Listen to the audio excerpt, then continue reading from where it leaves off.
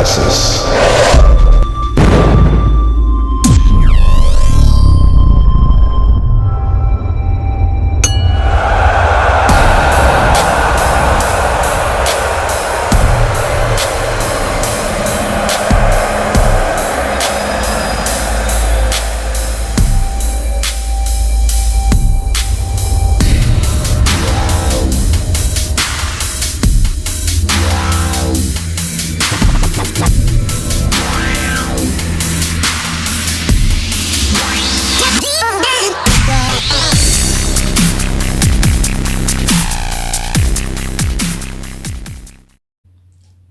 How you doing, guys, and welcome to another episode of Fanalysis.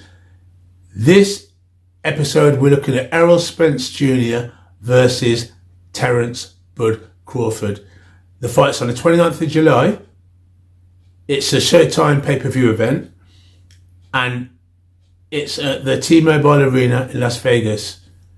Now, this fight has actually been 5 years in the making, and I wouldn't say it's necessarily the fighter's fault. It's been promotional events.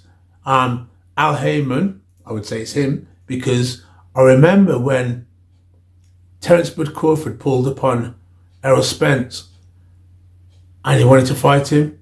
He was saying, trying to get a deal done, and Errol Spence was saying, speak to Al Heyman. And he said, well, when you get a strap, we'll talk. So after 5 years, we're now here in 2023. Over a phone call between the two, they've decided, yes, let's get it on. So it just goes to show how much the promoters or advisors can get in the way. Now, let's look at Errol Spence. He started his professional debut just after the London Olympics, where he reached the quarterfinals. His first big test was Chris Algieri. He beat Chris Algieri in a convincing 5 rounds, and then went on for the IBF strap to fight Kell Brook. Kell Brook started off good in the first 3 rounds, but then Spence upped the gear and took over with that fight and dominated it. And I think he ended up busting Kell Brook's orbital bone in his eye. He then went on to fight Sean Porter. Now, Sean Porter always comes to fight, and there was no knockouts in that fight. There was a knockdown, but there was no knockout. Spence did knock him down, and that was a championship fight, and that went to Spence. And then he was in the same stable as Pacquiao, and they were meant to fight, but for various reasons, that fight didn't happen. So Pacquiao ended up fighting Denis Ugas, and Ugas beat him. So then Errol Spence faced Ugas, and he made a mess of Ugas's face.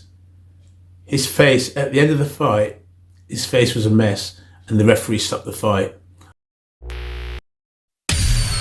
Errol Spence Jr. became the unified champion in the welterweight division, having held the International Boxing Federation IBF title since 2017, the World Boxing Council WBC title since 2019, and the World Boxing Association WBA title Superversion since 2022.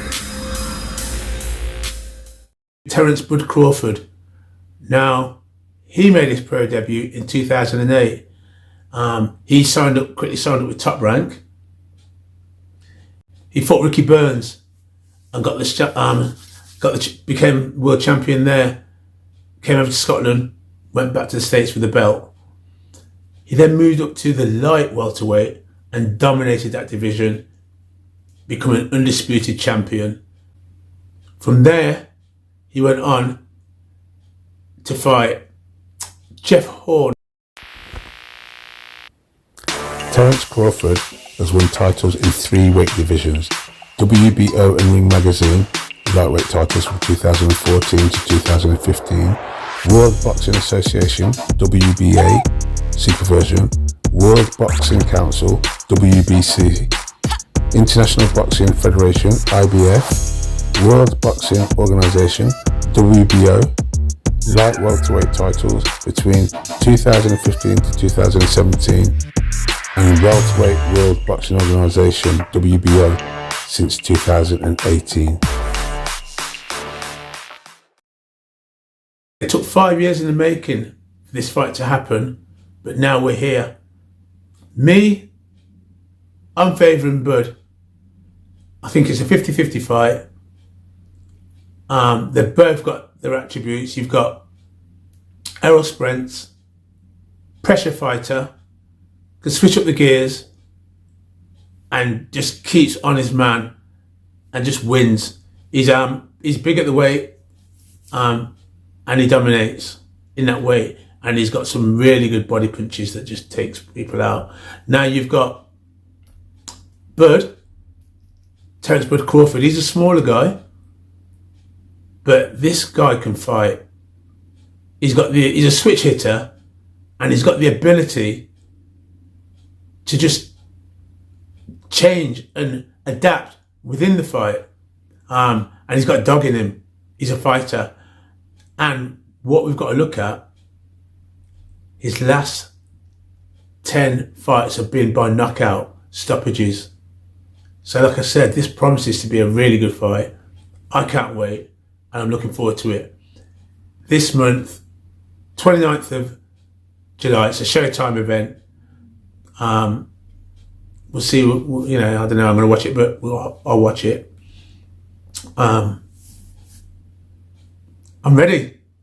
Guys, I'll catch you soon. Peace. I'm out of here. Hey guys, if you like the video, don't forget to like, share and subscribe. Peace. I'm out of here.